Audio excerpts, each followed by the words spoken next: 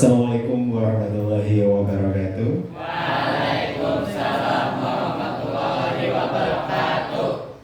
Selamat pagi, salam sejahtera untuk kita semua. Baik, terima kasih kembali lagi bersama kita di SMK Wikrama 1 Banjarmasin tentunya. Masih dalam program pesantren Ramadan bersama SMK Wikrama 1 Banjarmasin. Dan tentunya semoga siswa-siswi sekalian tetap semangat ya. Gimana puasanya? Masih aman ya? Aman. Ada yang bolong? Tidak ya. Sholatnya juga ada yang bolong? Aman ya. Ya, semoga kita tetap istiqomah tentunya ya dalam kaitannya ibadah.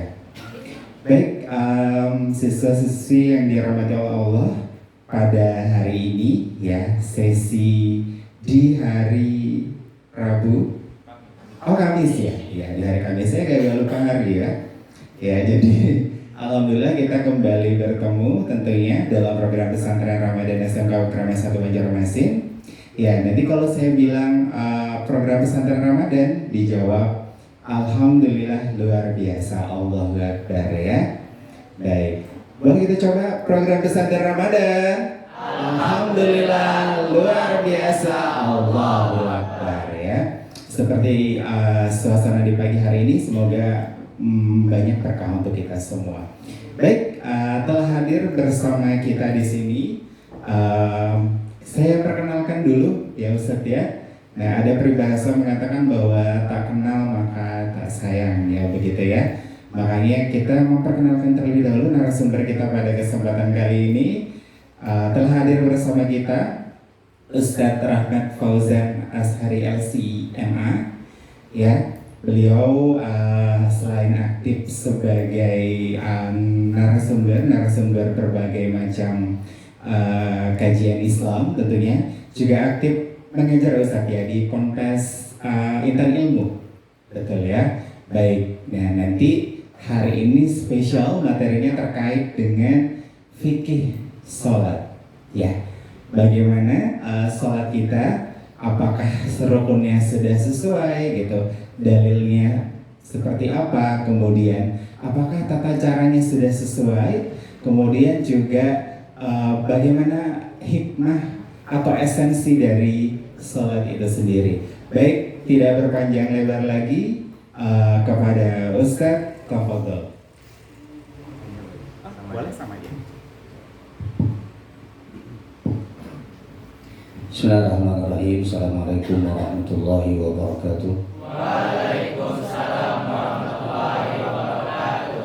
Alhamdulillahirabbil alamin. Nahmaduhu wa nasta'inuhu wa nastaghfiruh wa natubu ilaihi wa na'udzu billahi min shururi anfusina wa min sayyiati a'malina.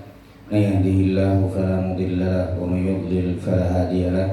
Asyhadu an la ilaha illallah wahdahu la syarika lahu. Asyhadu anna Muhammadan abduhu wa rasuluhu la nabiyya wa la rasula ba'dahu, amma ba'd. Adik-adik sekalian yang dirahmati oleh Allah Subhanahu wa taala, alhamdulillah pada kesempatan kali ini kita sama-sama bisa berkumpul bermajelis, yang kita berharap semoga Allah Subhanahu wa taala menjadikan majelis kita ini adalah majelis yang diberkahi, dan semoga kita semua termasuk di antara orang-orang yang diberikan taufik hidayah untuk bisa selalu istiqomah beribadah kepada Allah dengan baik dan benar sebagaimana tuntunan Nabi Muhammad SAW. Terkhusus pada kesempatan kali ini kita akan sama-sama membahas tentang fikih sholat, dan insya Allah kita akan coba, kalau kita jelaskan kalau dipisah-pisah itu agak lama, karena mungkin saat ini waktunya itu mepet atau waktunya itu mungkin tidak mencukupi, maka kita langsung praktek saja. Maka di sini Ustadz minta satu orang untuk jadi saya, anak-anak yang lain biar nyatet. Siapa terserah siapa, kalau boleh siapa. Oke, sini. Masuk sini. Langsung maju. Iya. Baik. Izin berdiri. Baik, bismillah. Jadi anggap aja arah kiblat ke sana ya. Ini kita anggap arah kiblat ke sana. Jadi adik-adik sekalian yang dirahmati oleh Allah Subhanahu wa taala, yang ini dari awal sampai akhir loh ya. Enggak boleh gugup, santai aja. Ini dari awal sampai akhir. Jadi insya Allah semoga ini yang paling banyak pahalanya nanti karena dia yang praktekkan. Gak usah gemetaran, santai aja. Iya, gemetaran. Baik, jadi adik-adik sekalian yang dirahmati Allah Subhanahu wa taala, kita sekarang praktek sholat. Sebelum kita masuk ke dalam tata cara praktek sholat sebagaimana yang dicontohkan oleh Nabi Muhammad SAW, ada satu hal yang harus kita pahami bersama, bahwa penting kita untuk mengetahui tentang tata cara sholat sebagaimana yang dicontohkan di dalam syariat kita, karena jangan sampai kita salah dalam perkara sholat. Karena sholat ini dijadikan sebagai tolak ukur apakah nanti amalan setelahnya itu baik ataukah ternyata amalan setelahnya itu buruk. Penentunya ada di sholat. Makanya di dalam hadis Nabi SAW, awwalu ma yuhasabu bil abdu yaumal qiyamati salatuhu. Yang paling pertama kali dihisab, dihitung oleh Allah itu adalah sholatnya. Jadi kalau sholatnya bagus, maka berarti amal soleh yang lainnya itu pun juga bagus. Kalau sholatnya buruk, maka berarti amal soleh yang lainnya pun juga ikut akan buruk. Maka kalau kita mau lihat orang itu baik apa enggak, lihat dari sholatnya. Kalau sholatnya bagus, sholatnya baik, maka insya yang lain amalannya pun juga baik. Itu kalau misalnya kita mau cari tolak ukur. Jadi kalau kita mau lihat orang itu bagus apa enggak, selain dari lihat dari teman-teman, lihat ini orangnya gimana sholatnya, ini rajin apa enggak, benar apa enggak sholatnya. Itulah kenapa Nabi SAW mengatakan sholat itu yang paling pertama kali dihisab. Jadi amalan kunci. Sehingga nggak boleh sholat, nggak boleh salah kita kalau sholat, nggak boleh. Karena yang namanya sholat ini kan paling tidak itu 5 kali dalam satu hari, itu paling tidak. Maka kalau berarti kita salah saja dalam satu rukun saja misalnya, itu artinya paling tidak ada 5 kesalahan yang kita lakukan. Bayangkan kalau misalnya kita nggak paham apa yang harus dikerjakan, rukun yang mana, yang sunnah yang mana yang kalau salah kita harus ganti dengan sujud sahwi, mana yang kalau salah kita harus ulang rakaatnya. Nah ini kita insya Allah coba jelaskan secara singkat. Baik, kalau kita mau sholat, tata caranya yang pertama adalah datang ke tempat sholat itu dalam keadaan tenang. Nabi SAW menyebutkan orang pada saat datang sholat, bahkan kata Nabi kalau sudah dikumandangkan iqomat, kalau sudah ada terdengar iqomat, kata Nabi SAW, famshu wa alaikumus sakinah wal waqar. Cukup berjalan dengan tenang, tapi jangan berlambat.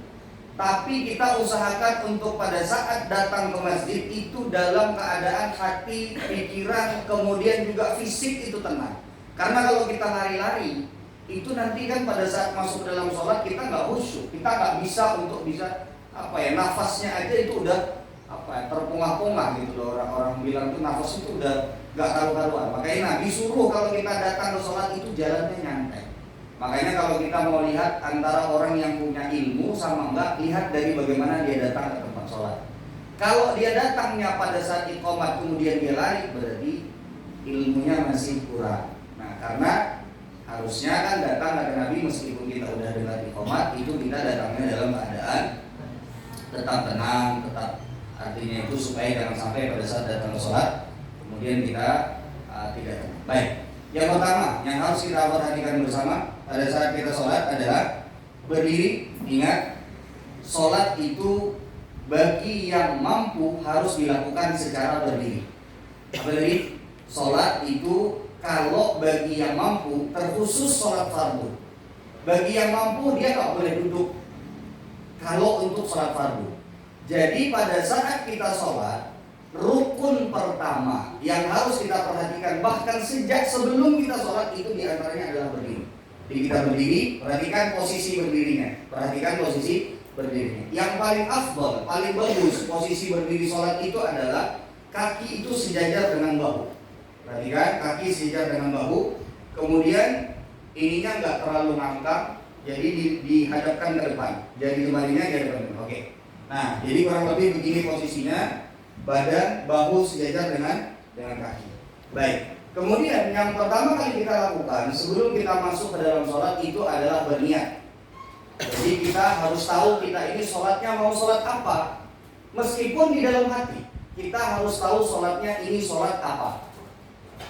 Kemudian ini sholat fardukah atau sholat sunnah, sholat wajibkah, sholat sunnah. Kemudian kita ta'yin. Ta'yin itu artinya menentukan ini kita sedang mau sholat apa. Jangan sampai sholatnya itu sholat zuhur, kita niatnya sholat asar, kan jadinya keliru. Nah, jadi itu nanti justru malah tidak sah karena sholat berarti sebelum waktunya.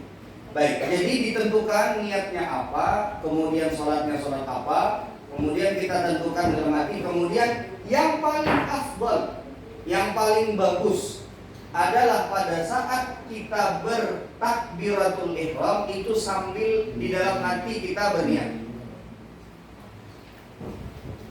Oke, sudah. Ulun kalau ada gerakan-gerakan itu ulun bisa ngeplay. Jadi ulun mohon yang tenang, nggak ada yang lalu lalang. Ulun bisa ngeplay kalau banyak gerakan-gerakan. Sudah ulun mohon yang konsentrasi semua. Baik, sudah ya. Oke. Kemudian perhatikan setelah berniat kita takbiratul ihram. Apa yang disebut dengan takbiratul ihram? Yang disebut dengan takbiratul ihram itu adalah, siapa yang tahu takbiratul ihram apa? Nah, coba gerakannya gimana takbiratul ihram? Nah, siapa yang tahu? Baik. Apa yang disebut dengan takbiratul ihram yang disebut oleh Nabi itu adalah kunci sholat. Yang tidak sah sholat kita kecuali dengan takbiratul ihram itu bukan gerakan mengangkat tangannya, itu keliru.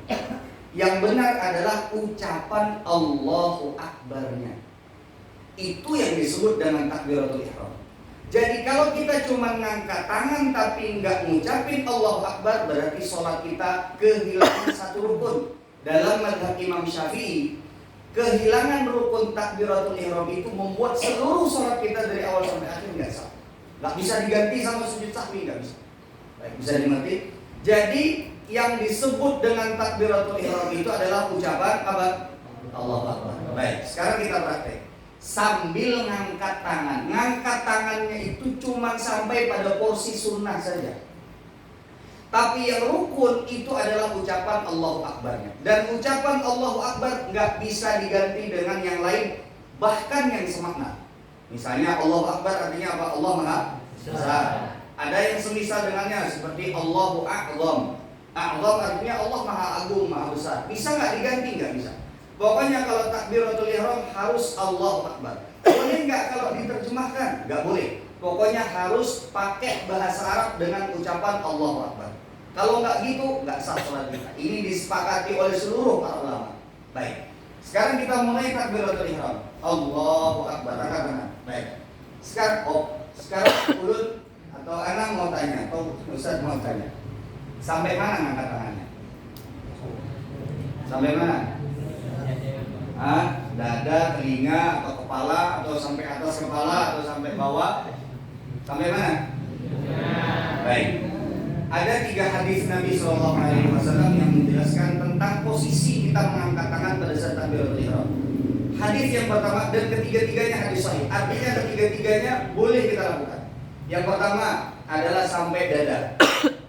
Kurang lebih segini. Ya, dan antara dada sama pundak, kurang lebih segini. Oke. Ini yang pertama. Ini boleh. Tapi perhatikan, yang disebut dengan mengangkat tangan itu adalah mengangkat. Sebahagian kaum muslimin mereka nggak ngangkat, tapi cuman sekedar ngasih mundur sikunya. Saya kasih contoh. Ini namanya ngangkat nih. Angkat. Nah, oke. Sebagian ada yang cuman sekedar gini aja. Nah, ini keliru. Ini boleh. Kan? Kalau ngangkat tuh gini, bukan gini. Ini cuma narik ke belakang. Ini tidak sesuai dengan yang diajarkan oleh Nabi Muhammad SAW. Ini diantara kekeliruan pada saat kita sholat. Sebagian dari kita cuma gini aja. Enggak, ini keliru, salah. Yang benar adalah kita angkat tangan boleh sampai sini. Itu posisi yang pertama. Oke, ada lagi. Posisi pertama, hadis pertama sampai sini. Hadis kedua naik dikit, agak sampai bagian atasnya ini menyentuh daun telinga, bukan menyentuh, tapi ke bagian telinga. Sejajar. Ini hadis yang kedua. Kalau hadis yang ketiga naik dikit sampai ke bagian atas. Nah, ini boleh tiga-tiganya. Jadi ini yang pertama sampai pundak, kedua naik di telinga, kemudian ketiga itu agak naik sedikit. Boleh. Ketiga-tiganya boleh kita lakukan. Sudah bisa dimengerti? Baik. Turun. Kemudian di antara yang terkait dengan takbir dengan mengangkat tangannya. Ustaz mau tanya, apakah mengangkat tangan terlebih dahulu ataukah mengucapkan Allahu Akbar terlebih dahulu? Atau berbarengan? Kan ada 3 kemungkinan. Yang pertama adalah Allahu Akbar baru angkat tangan. Yang kedua adalah angkat tangan dulu baru Allahu Akbar. Yang ketiga adalah berbarengan Allahu Akbar. Mana yang benar? Mana yang benar? Baik, ketiga-tiganya datang hadis sahih dan ketiga-tiganya boleh. Mau Allahu Akbar baru angkat tangan, tapi jangan terlalu lama.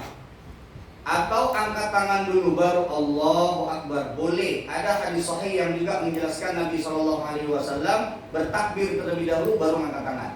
Boleh kalau seandainya kita mau berbarengan Allahu Akbar, boleh. Tapi yang paling sering dipakai biasanya adalah yang berbarengan. Boleh ketiga-tiganya, ada hadis sahih yang menjelaskan tentang bahwa Nabi SAW pernah melakukannya. Sudah bisa dimengerti begini? Jadi yang sudah kita ambil apa? Berdiri, niat, takbir, kemudian mengangkat tangan. Sudah bisa dimengerti? Baik. Kemudian setelahnya, setelah takbiratul ihram, kemudian setelah kita mengangkat tangan, barulah yang disebut dengan ngapain? Setelahnya ngapain? Sedekap. Apa yang disebut dengan sedekap? Sedekap itu artinya adalah meletakkan tangan di bagian dada atau di sekitar antara dada dengan perut. Sebahagian coba kita langsung praktek. Coba angkat tangan takbir. Baik. Perhatikan. Di mana meletakkannya? Boleh di bagian sini, boleh juga agak naik sedikit. Boleh.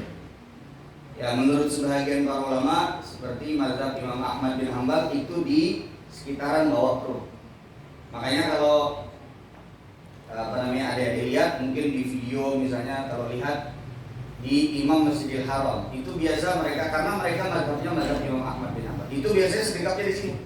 Itu bukan nyantai tapi memang sedekapnya begitu. Sini biasanya kalau lihat Syekh itu biasanya sedekapnya di sini. Nah, cuman kalau kita kurang lebih kalau mazhab Syafi'i kurang lebih sini. Udah? Bagaimana cara meletakkan tangannya? Ada 2. Ada beberapa tapi yang paling sering atau yang paling masyhur itu ada 2. Nabi SAW pernah meletakkan apa? Meletakkan itu artinya cuma sekedar meletakkan gini. Oke? Gini. Jadi nggak dipegang. Itu yang pertama. Tapi nggak boleh sampai siku. Sebagian ada yang kayak gini, kayak orang kedinginan. Nah, cukup sampai di sini, cuman hanya sekedar diletakkan. Itu cara yang pertama. Ada hadisnya. Nabi SAW wada'a yaminuhu ala shimali. Jadi Nabi SAW meletakkan bagian tangan sebelah kanan ke bagian atas tangan sebelah kiri. Itu cara yang pertama. Cara yang kedua, ada yang disebut dengan qabd. Qabd itu artinya adalah memegang. Jadi dia dipegang, gini. Boleh. Dan dua-duanya datang dari Nabi SAW. Jadi ada berapa cara tadi? 2. Yang pertama diletakkan, yang kedua dipegang. Baik. Kemudian yang harus kita pahami bersama adalah pada saat turun dari kita takbiratul ihram angkat tangan, itu yang pertama kali turun adalah tangan sebelah apa? Nih, Allahu Akbar. Tangan sebelah apa yang pertama kali turun? Kanan apa kiri? Kanan apa kiri? Gimana caranya turun sebelah kanan dulu? Gimana? Kanan apa kiri? Kiri. Jadi yang benar turunnya adalah tangan sebelah kiri.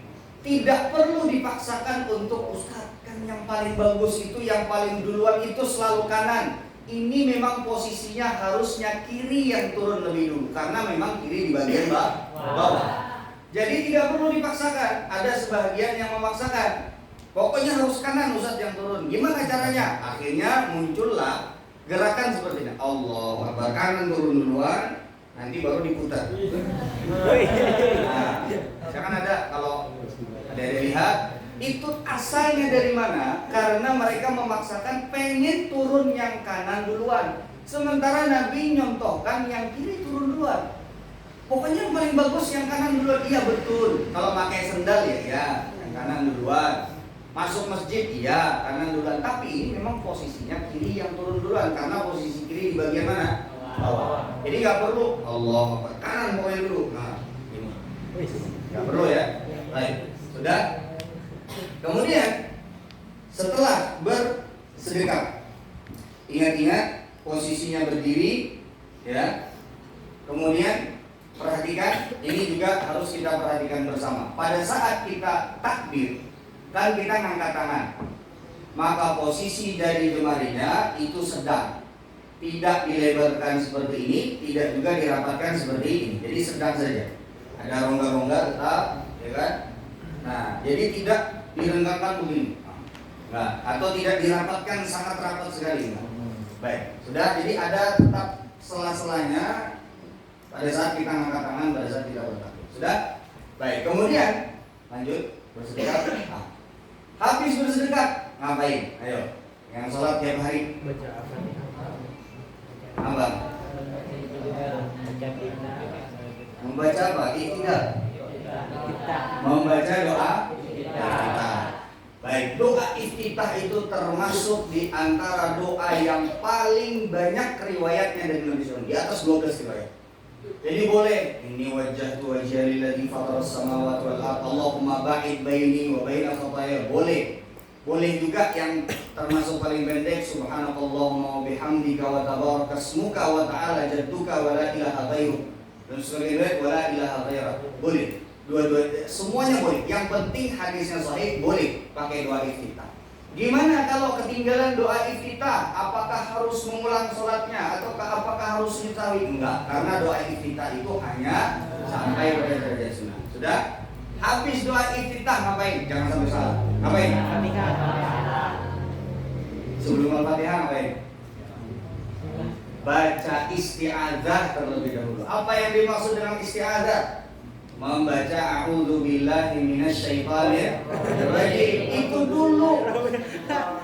Karena kalau seandainya pertama Allah memerintahkan kepada kita kalau kita mau baca Quran, fa idza qara'tal Qur'ana fasta'id billah.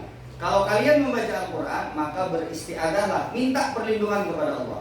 Supaya jangan sampai pada saat sholat itu pikirannya kemana-mana. Karena sebagian dari kita, sholat itu adalah posisi di mana kehilangan konsentrasi yang paling besar. Makanya kadang-kadang sering tuh. Makanya mungkin adik-adik atau mungkin yang hadir di sini, ulun yakin kita pernah merasakan yang namanya ngelamun pada saat sholat. Pasti. Karena memang Nabi sudah bilang, ada syaitan khusus yang dikirim untuk mengganggu orang-orang sholat. Sampai ada sahabat Nabi SAW, beliau laporan kepada Rasul, ulun ini sangat susah baca Al-Fatihah aja kadang-kadang kebalik-balik. Maka Nabi SAW mengatakan, "Dzaka syaitan yuqalu lahu khanzab." Itu adalah syaitan yang khusus gangguin orang sholat, namanya khanzab. Dikasih tahu sama Nabi SAW namanya khanzab. Maka kemudian Nabi SAW menyuruh sahabat, jadi memang ada gangguan dari saat itulah kenapa kadang-kadang pada saat sholat inspirasi berbagai macam kerjaan, kemudian bahkan bisa jadi dompet sama kunci yang hilang itu ingatnya pada saat sholat. Tadi hilang dompet kunci, ingatnya kapan sholat? Habis salam lupa lagi. Aduh, di mana tadi naruhnya? Ya kan kadang-kadang bisa kita sebut. Nah itulah kenapa itu memang sengaja. Syaitan memang sengaja untuk berusaha membuat kita tidak konsentrasi pada saat kita sholat. Sudah? Jadi membaca isti'adzah boleh a'udzubillahi minasyaitonirrajim, boleh a'udzubillahis samii'il alim minasyaitonir rajim. Ada beberapa riwayat yang menunjukkan, tapi yang paling masyhur adalah a'udzubillahi minasyaitonir rajim. Baik, habis a'udzubillahi minasyaitonir rajim, baca apa? Ya. Termasuk di dalamnya adalah membaca basmalah. Sudah bisa dimengerti? Jadi membaca surat Al-Fatihah itu adalah rukun. Ada beberapa catatan terkait dengan membaca surat Al-Fatihah. 1. Membaca Al-Fatihah itu harus dengan gerakan lisan. Jadi tidak sah sholat kita kalau baca Al-Fatihahnya itu cuma dalam hati. Nggak sah. Sudah Ustaz baca, di mana? Dalam hati, tapi bibirnya nggak gerak. Suaranya mungkin desisannya tidak keluar. Dan cuma nggak jelas. Maka kalau mazhab Imam Syafi'i itu paling tidak dia merasa dan mendengar untuk telinganya sendiri. Kan paling dekat itu mulut sama apa? Telinga sendiri kan? Ya. Tapi jangan sampai ganggu orang lain. Ada sebagian orang yang karena dia merasa mungkin nggak puas dengan bacaannya, akhirnya dikeraskan sama dia. Akhirnya ganggu imam, ganggu juga makmum yang lain. Ini nggak benar. Nah maka bacanya harus pakai apa? Lisan. Gak boleh kalau bacanya dalam hati. Satu. Yang kedua, catatan terkait dengan bacaan surat Al-Fatihah. Harus dibaca seluruh hurufnya, tidak boleh ketinggalan. Dan tasydid itu adalah termasuk di antara penanda ada huruf yang di situ double. Jadi tasydid pun gak boleh hilang. Beri contoh. Ghairil maghdubi 'alaihim waladdallin. Ada tasydidnya. Ada yang baca ghairil maghdubi 'alaihim waladdallin. Nggak ada tasydid, berarti dia kehilangan satu huruf, maka seluruh surat Al-Fatihahnya nggak sah. Maka seluruh sholatnya berarti nggak sah. Makanya hati-hati, para ulama menyebutkan bahwa pembeda antara imam yang berhak menjadi imam dengan imam yang tidak berhak menjadi imam itu diantaranya ukurannya adalah surat Al-Fatihah. Kalau dia bisa baca surat Al-Fatihah, ya berarti boleh kita sholat di belakangnya. Kalau surat Al-Fatihahnya nggak beres, berarti tidak boleh. Terkhusus dalam mazhab Syafi'i, mazhab resmi di negara kita, itu tidak memperbolehkan untuk kita sholat di belakang seorang imam yang tidak bisa dengan baik dan benar membaca surat Al-Fatihah. Kecuali yang di belakangnya makmum juga nggak bisa baca surat Al-Fatihah, itu nggak apa-apa. Karena sehukum dia sama-sama. Baik, sudah bisa dimengerti. Kemudian yang ketiga, catatan terkait dengan membaca surat Al-Fatihah adalah bahwa surat Al-Fatihah itu dibaca dalam keadaan berdiri. Kalau kita sholatnya berdiri, jadi tidak boleh tuh ghairil maghdubi 'alaihim waladdallin sambil rukuk Allahu Akbar, nggak boleh.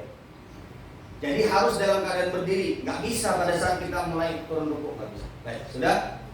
Yang keempat catatannya, membaca surat Al-Fatihah harus tertib sesuai dengan urutan ayatnya. Bosan baca dari Alhamdulillah, saya bacanya dari ghairil maghdubi 'alaihim, diputar balik, nggak boleh. Nanti tidak sah. Baik, sudah. Ini diantara catatan terkait dengan membaca surat Al-Fatihah. Baik, setelah surat Al-Fatihah, setelah selesai, amin, maka kemudian baca apa? Baca surat. Kalau seandainya di 2 rakaat yang pertama. Baik. Kemudian setelah membaca surat, ngapain? Ngapain setelah membaca surat? Rukuk. Pada saat rukuk, perhatikan. Rukuk berarti kita bertakbir, Allahu Akbar, rukuk. Oke. Perhatikan, kakinya agak disejajarkan dengan bahu. Ya. Perhatikan. Tangan pada saat rukuk itu diriwayatkan Nabi SAW bukan hanya sekedar meletakkan tangan beliau di atas lutut, enggak. Tapi diriwayatkan membuka dengan lebar dan agak mencengkram megang lutut. Bisa dimengerti? Itu diantara terkait dengan lutut. Kemudian catatan yang kedua terkait dengan rukuk. Jadi ini dilebarkan kemudian dipegang lututnya. Oke, sudah. Catatan kedua terkait dengan rukuk. Rukuk itu Nabi SAW diriwayatkan ini rata. Diriwayatkan ini rata. Bahkan dalam sebagian riwayat kalau ditaruh bejana di atas pundak Nabi Muhammad SAW itu tidak jatuh. Itu artinya memang betul-betul rata. Kita semampu kita. Cuman perhatikan di sini. Rukuk itu juga diantara yang dianjurkan itu menjauhkan sikut dari bagian lambung. Ini agak sedikit dilebarkan. Jadi agak gini. Nah, ini agak dilebarkan. Ini agak sedikit dijauhkan. Jadi jangan dirapatkan begini. Sudah? Ini agak dijauhkan sedikit. Jadi agak ditekuk. Oke? Sudah? Nah, perhatikan. Mata ke arah mana melihat pada saat rukuk? Kalau kita berdiri, pada saat berdiri kita ke arah mana? Ada 2 pilihan. Pertama bisa ke bawah, kedua bisa ke depan. Ke kanan nggak boleh, ke kiri nggak boleh, apalagi ke atas itu nggak boleh. Karena kalau ke atas itu diancam oleh Nabi SAW. Kata Nabi SAW, la yantahiyanna aqwamun an raf'i absarihim ila sama aw la tukhtafanna absaruhum.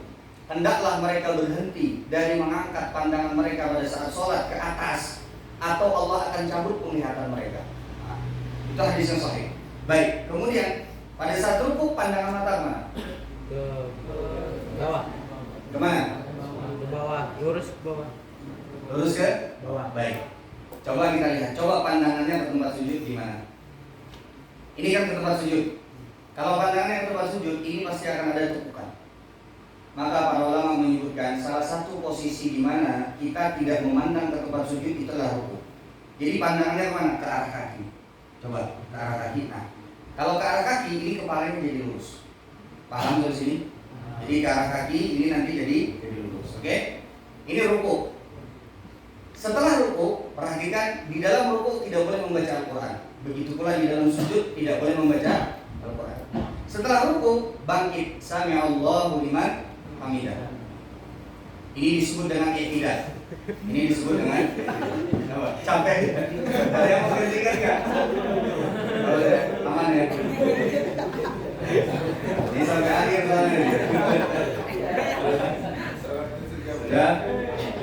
Ya ini sholatnya 1 jam nih. Sama penjelasan sama tutorial. Sudah? Oke.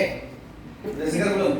Nah, ini tandanya berarti beneran puasa. Kalau Pina sigar tadi habis sholat rukuk, Pina mau aja, berarti ada kecurigaan ini mau sigar orang seberapa liut jam 12 ya sigar. Nah, berarti ada. Tapi ini dasar bujur liut pang. Kayaknya puasa itu lain. Oke, sudah.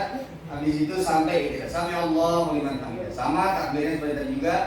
Ini Sami'allahu liman hamidah kalau kita sholat sendiri, kita ucapkan Sami'allahu liman hamidah Rabbana wa lakal hamd. Kemudian setelahnya kita turunkan tangan. Kemudian setelah i'tidal ngapain? Nah, setelah i'tidal ngapain? Sujud. Perhatikan, sujud. Allahu Akbar. Oke, nah perhatikan di sini. Oke, ini ke arah mana ya? Oke. Ini sujudnya ada 2 pendapat di kalangan para ulama. Kaki boleh dirapatkan. Boleh dirapatkan, jadi kakinya ketemu gini. Nah, bisa lihat nggak? Oke, ini mutar ke sana. Ya.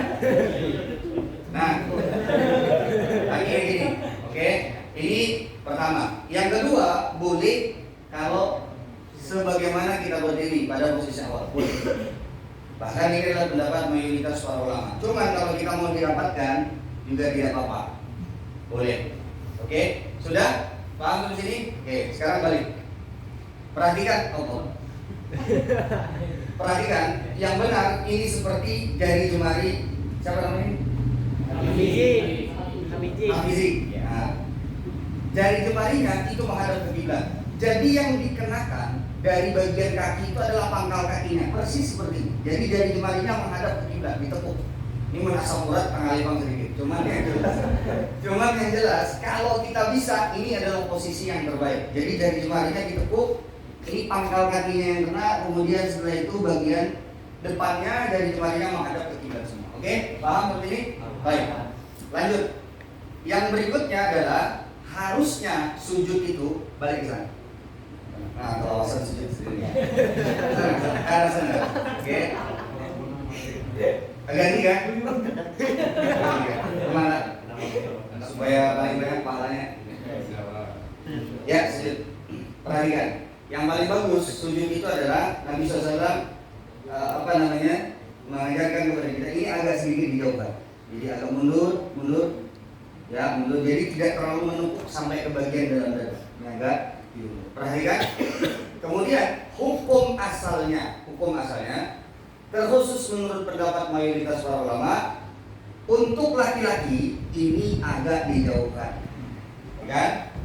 Ini sikutnya dari lambung dijauhkan. Untuk perempuan dalam mazhab Imam Syafi'i itu kalau khususnya kalau seandainya sholatnya itu misalnya ada bercampur dengan laki-laki, misalnya di masjid itu ada laki-laki, maka boleh ditutup. Tapi kalau misalnya aman dari hal itu sholat di rumah, ya tetap dibuka seperti itu. Sudah paham? Yang berikutnya adalah pada saat sujud posisi tangan itu persis seperti takbir di bagian bahu bisa, dan posisi tangannya dari jemarinya dirapatkan. Kalau tadi pada saat takbir itu antara dirapatkan dengan direnggangkan, kalau pada saat rukuk itu direnggangkan, kalau pada saat sujud berbeda, dia diapakan? Dirapatkan. Oke? Jadi dirapatkan tangannya. Baik, lanjut, bangkit.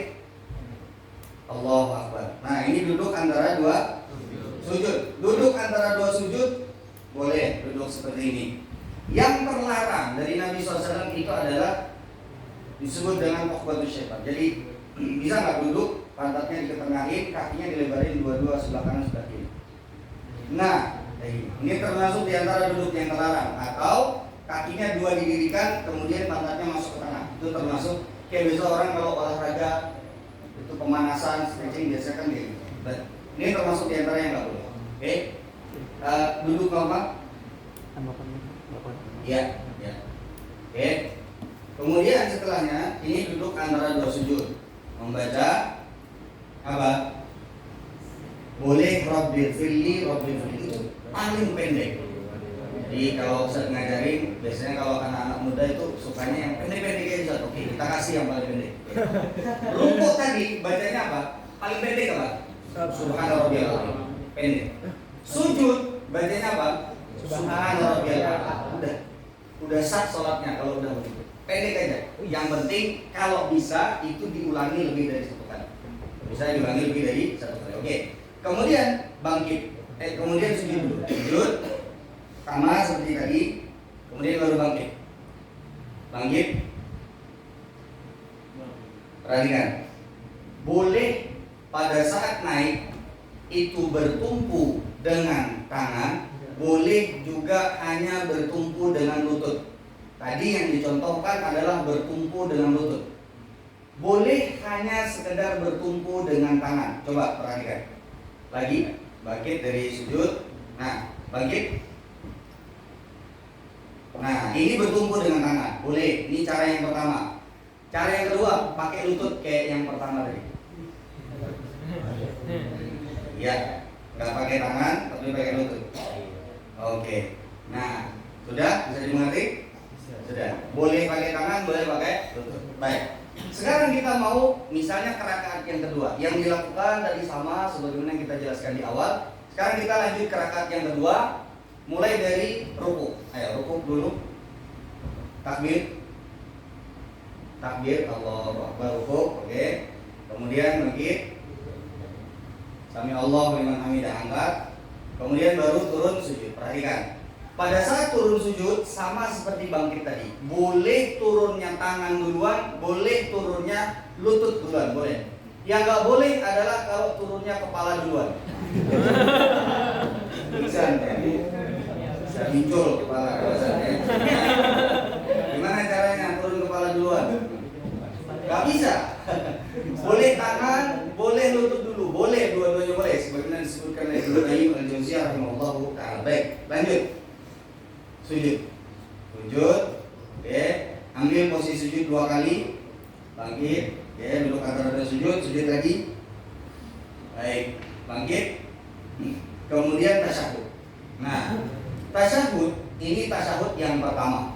Tasyahud yang pertama. Tasyahud yang pertama itu diangkat jarinya. Oke, dari telunjuknya. Perhatikan. Ada beberapa cara kita mengangkat telunjuk dan cara menggenggam. Ada yang pertama adalah ujung jari tengah dikenakan atau disambungkan dengan ibu jari. Begini contohnya. Nah, begini. Boleh juga kalau seandainya posisi menggenggam seperti ini. Boleh. Dan kedua-duanya ini ada riwayatnya dari Nabi Shallallahu Alaihi Wasallam. Jadi boleh seperti ini pada saat tasyahud, boleh juga seperti ini. Baik. Kemudian pada saat tasyahud, pertanyaannya bacaannya sampai mana? Bacaannya sampai mana? Biasanya sampai mana? At-tahiyatu lillahi wassalatu wathayyibat. Ada banyak riwayat, tapi yang jelas kita baca satunya at-tahiyatu lillahi wassalatu wathayyibat. Assalamualaikum ayuhan nabi wa rahmatullahi wa barakatuh. Assalamu alayna wa ala ibadillahi shalihin. Asyhadu an la ilaha illallah wa asyhadu anna Muhammadan abduhu wa rasuluh. Ada yang sampai sini? Apa sampai sholat? Kemudian baru dilanjutkan fil alamin innaka Hamidum Majid. Sampai mana? Sampai baik. Ada dua pendapat di kalangan para ulama. Pendapat yang pertama adalah pendapat kebanyakan para ulama itu cuma sampai abduhu wa rasuluh. Kalau pendapat Imam Syafi'i, mazhab resmi di negara kita, itu sampai selawat di rakaat yang pertama. Jadi boleh dua-duanya silakan. Kalau mau yang pertama silakan, mau yang kedua juga silakan. Baik, sudah bisa dimengerti? Baik. Tapi kalau sudah pilih salah satu, konsisten dengan pilihannya. Yang ini ya, karena ada sebahagian yang disebut dengan khilaf tanawu. Khilaf tanawu itu kayak contohnya pian baca doa iftitah, itu boleh setiap kali sholat pian ganti-ganti, tidak masalah. Tapi kalau pilihan yang seperti ini adalah pilihan yang khilafnya itu sifatnya adalah perbedaan pendapat yang memang berbeda. Yang satu pendapat bilang sampai abdu wa rasuluh, yang satu bilangnya sampai innaka Hamidum Majid. Jadi kalau yang kedua ini, kalau udah pilih salah satunya, maka konsistenlah dengan pilihan tersebut. Sudah? Bisa dimengerti? Baik. Kemudian lanjut, bangkit. Anggap ini sholat maghrib ya, biar ada dua sholat. Nah, pada saat bangkit, kalau kita di rakaat yang kedua, menurut mayoritas para ulama, di antaranya mazhab Imam Syafi'i, itu ngangkat tangan. Ya, jadi bangkit dari tasyahud pertama itu ngangkat tangan. Allah. Sudah? Kemudian setelahnya ngapain lagi? Baca surat Al-Fatihah. Ya belum lagi baca Al-Fatihah. Baca Al-Fatihah. Tapi tidak perlu membaca surat setelahnya. Karena surat itu dibaca atau ayat dibaca setelah surat Al-Fatihah itu hanya sekedar di rakaat 1 dan 2. Baik, lanjut. Rukuk sama seperti tadi. Baik, terus Sami Allahu liman hamidah. Kemudian lanjut. Nah, lanjut. Oke. Lanjut. Nah, baru tasyahud terakhir. Lihat posisinya. Oke, benar. Ini sudah cara duduk tasyahud akhir ini begini. Nah, sama juga tadi tasyahudnya ini diangkat. Ya, kemudian setelahnya tata cara tasyahudnya juga sama, cuman bedanya di bacaannya. Selain innaka Hamidum Majid, itu ada tambahan. Allahumma inni a'udzubika min adzabi jahannam wa min adzabil qabri wa min fitnatil mahya wal mamati wa min syarri fitnatil masiihid dajjal. Kemudian baru setelah itu salam. Baru kemudian setelah itu salam ke kanan dan ke kiri. Apa yang pertama kali diucapkan oleh Nabi pada saat selesai salam? Apa? Istighfar. Kemudian baru Nabi SAW beristighfar. Nah, setelahnya itu di sholat, mungkin bukan saat ini waktu kita membahas. Cuman yang jelas ini secara umum tadi bagaimana tata cara sholat praktek dari awal sampai akhir beserta beberapa catatan dan hukum terkait dengan sholat. Jazakallahu khair. Terima kasih banyak. Baik, udah selesai materinya. Kalau ada yang mungkin mau ditanyakan. Okay. Baik, segera kasih untuk Ustadz Ahmad Fauzan yang telah menyampaikan terkait dengan fikih sholat tadi ya, dari mulai dalilnya, kemudian tata caranya sangat-sangat detail, dan ini seharusnya menjadi satu kewajiban bagi kita ya untuk kemudian melihat kembali bagaimana sholat yang selama ini kita kerjakan.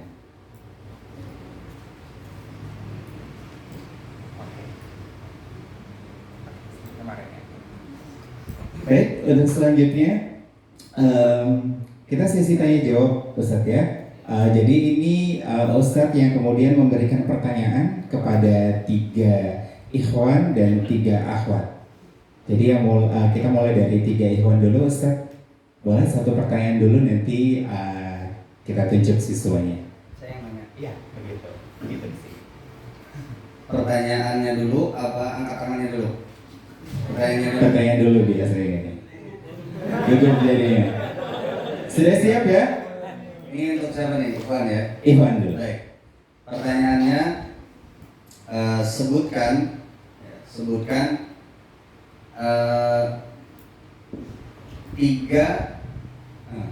tiga lagi. Sebutkan 3 tata cara posisi pada saat mengangkat tangan di saat takbiratul ihram. Posisinya di mana saja? Boleh. Boleh Habibie dulu. Saat mengangkat tangan dulu, yang pertama ada di posisi bagian dada. Ya, dada atau pundak. Ya. Yang kedua, Yang kedua di telinga. agak bawah. Telinga. Ya, Dan yang ketiga naik sedikit ke bagian depan. santai luar Ahsan Ustaz ya. Baik, luar biasa ya. Selanjutnya pertanyaan kedua Ustaz. Pertanyaan kedua, oke. Sebutkan posisi tangan atau posisi jari jemari pada saat ruku. Bagaimana posisinya? Apa yang harus dilakukan? Ya. Boleh, ini langganan ya. Baik. Rahmatullah boleh. Digenggam, dicengkram. Oke. Ya, betul. Baik, ahsan luar biasa ya. Satu lagi untuk Ikhwan Ustaz. Baik. Satu lagi ya.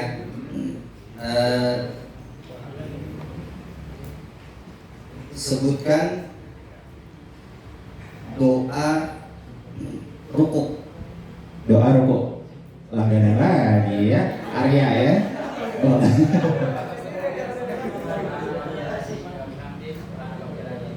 Boleh. Boleh. Boleh.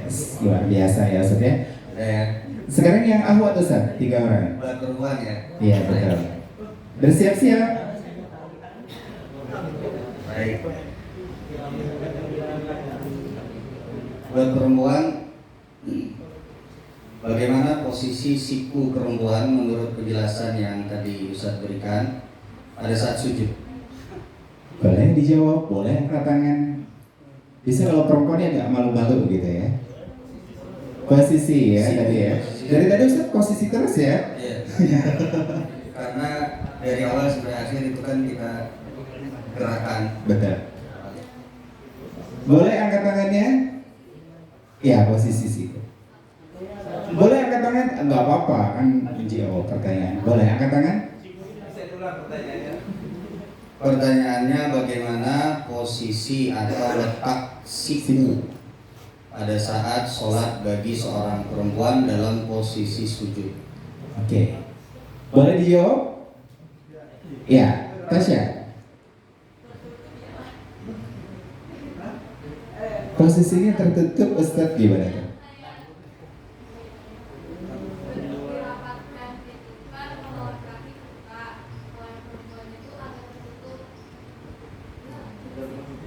Sejajar atau gimana gitu? Iya, nggak apa-apa, kasih Pak. Dibetulkan ya? Iya, nggak apa-apa. Jadi kalau misalnya dalam keadaan sholatnya itu sendiri di rumah, maka hukum asalnya tetap dibuka. Jadi tetap dibuka bagi seorang perempuan. Tapi kalau misalnya kayak di masjid atau misalnya dalam keadaan misalnya ada kemungkinan nanti misalnya takutnya auratnya terbuka, ya udah berarti agak ditutup. Baik, Dua lagi Ustaz. dua lagi. Baik. Sebutkan siapa yang hafal doa iftitah? Boleh? Yang paling Ahmad pendek ya? nggak apa-apa. Yang paling pendek ya. Boleh satu siswi angkat tangan segera. Gak usah malu-malu, langsung aja angkat tangan gitu. Saya Ustaz, boleh ya.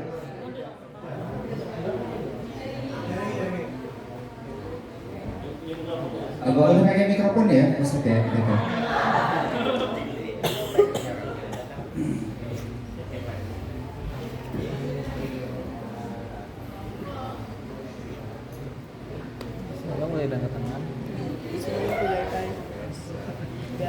Bismillahirrahmanirrahim. Allahu akbar kabira walhamdulillahi katsira wa subhanallahi bukratan wa asila. Inni wajjahtu wajhiya lillazi fatara samawati wal arda hanifan muslima wa ma kana minal musyrikin. Inna salati wa nusuki wa mahyaya wa mamati lillahi rabbil alamin.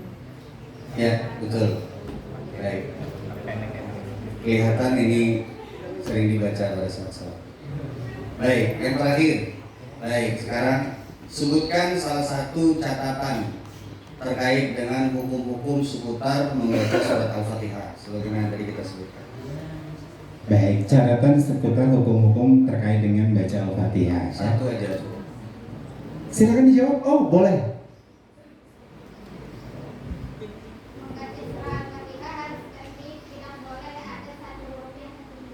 Ya, betul. Betul Janah ya. Iya, luar biasa. Boleh tepuk tangan semuanya. Sudah lengkap. Sekarang boleh kita kasih kesempatan ya Ustadz ya. Satu atau dua pertanyaan dari peserta kita kepada Ustadz. Kalau tadi kan dari Ustadz ke peserta, sekarang dari peserta ke Ustadz. Silakan, baik dari Ikhwan atau Ahwadnya.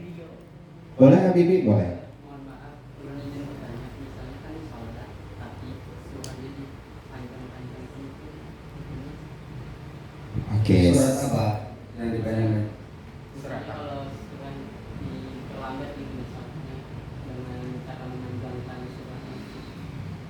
Ah, Jadi misalkan dalam sholat kita membaca surat tapi ayat itu dipanjang-panjangkan gitu. Ayatnya yang banyak suratnya gitu, sampai 100 gitu. Oh, maksudnya suratnya yang panjang ya, ya. Iya, Ya kalau bertanya itu tolong ya gitu. Diperjelas gitu. Ya. baik. Jadi yang pertama, kalau untuk ayatnya diperbanyak atau suratnya yang dibaca yang suratnya yang panjang seperti surat Al-Baqarah. Pertama hukumnya kalau sholat sendiri boleh, malah itu lebih afdal. Jadi sebagaimana dalam riwayat Hudzaifah bin Yaman pernah sholat bersama Nabi SAW. Itu Nabi sholat di rakaat yang pertama pada sholat malam beliau. Itu surat Al-Baqarah, Ali Imran sama An-Nisa. Ya, jadi kurang lebih ya itu dihabiskan dalam satu rakaat. Itu sholat malamnya Nabi SAW. Sampai sahabat yang ikut, karena itu aslinya kan Nabi sholat malam sendiri, tapi ada sahabat yang ikut di belakang. Ya, jadi karena Nabi posisinya itu sebenarnya sholat sendiri, jadi boleh kalau mau dipanjangkan. Yang kedua adalah posisi kalau seandainya kita menjadi imam. Nah, kalau menjadi imam itu berarti kita harus melihat makmumnya bagaimana. Kalau makmumnya pina tuha-tuha, kalau makmumnya itu pina banyak kekanakan halus, ibu-ibu yang mungkin banyak tanggungan, anak kecil, maka Nabi SAW mengajarkan kita untuk memperpendek suratnya. Jadi boleh, kalau sendiri bebas. Mau 10 juz satu rakaat boleh. Kayak Nabi kurang lebih sekitar 4,5 juz, 5 juz satu rakaat. Berarti kalau rakaat kedua, ya berarti kurang lebih segitu. Ya. Lagi. Jelas ya Baby ya. Baik, satu pertanyaan kembali. Oh boleh Hafizi. Pada saat rakaat ketiga atau keempat kan itu membaca Al-Fatihah. Tapi kalau imamnya kecepatan membaca Al-Fatihah, kita harus tutup rukuk atau apa? Pertama, kalau untuk rakaat ketiga dan keempat itu termasuk diantara yang disepakati oleh para ulama harus baca surat Al-Fatihah kita sebagai makmum. Nah, kemudian yang kedua, kalau untuk misalnya kita usahakan kita sesuaikan, jadi usahakan untuk juga bacaan kita dipercepat. Kalau seandainya memang nggak nuntut waktunya, keburu imam itu sudah rukuk duluan, maka kita ikut juga rukuk. Dan ini pendapat mayoritas para ulama. Meskipun misalnya ini udah keburu banget, kita misalnya dia udah rukuk, kita mau nyelesain tapi nggak bisa, dia keburu bangkit. Nah itu ikut rukuk saja. Ini menurut mayoritas para ulama, kecuali ada silang pendapat di mazhab Syafi'i. Kalau mazhab Syafi'i tetap kalau bisa usahakan selesai. Tapi kalau mayoritas para ulama ya ikut rukuk saja. Oke. Udah ya? Cukup Ustaz ya? Cukup. Baik, luar biasa ya. Luar biasa sekali materi kita pada kesempatan kali ini. Semoga kita bisa mengamalkan apa-apa yang telah disampaikan oleh Ustaz tadi ya. Bukan hanya sekedar menjadi satu pengetahuan, tapi memang sholat itu adalah menjadi salah satu indikator dari segala ibadah yang kita lakukan. Baik, kami ucapkan terima kasih untuk Ustaz yang telah menyampaikan materi pada kesempatan kali ini, juga kepada seluruh siswa-siswi dan Bapak Ibu Ustadz Ustazah pembimbing ya pada program Pesantren Ramadan SMK Wikrama 1 Banjarmasin. Demikian, salah hilaf mohon maaf. Assalamualaikum warahmatullahi wabarakatuh. Waalaikumsalam warahmatullahi wabarakatuh. Baik, kita tutup dengan doa kifaratul majelis.